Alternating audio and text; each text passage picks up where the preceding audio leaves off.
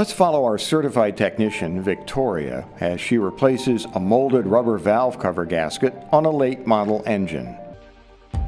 Begin installation of seals on the valve cover.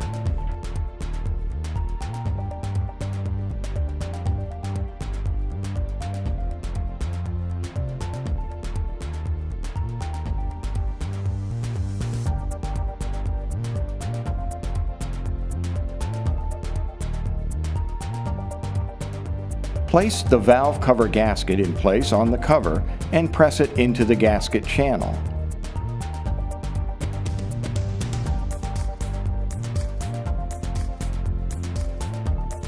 Reinstall the valve cover, being sure that it is seated properly.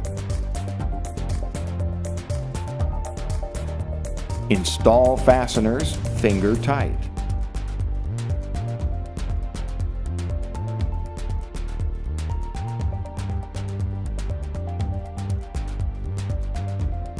Use a torque wrench and tighten fasteners per the manufacturer's specification, which may be in inch-pounds, foot-pounds, or Newton-meters.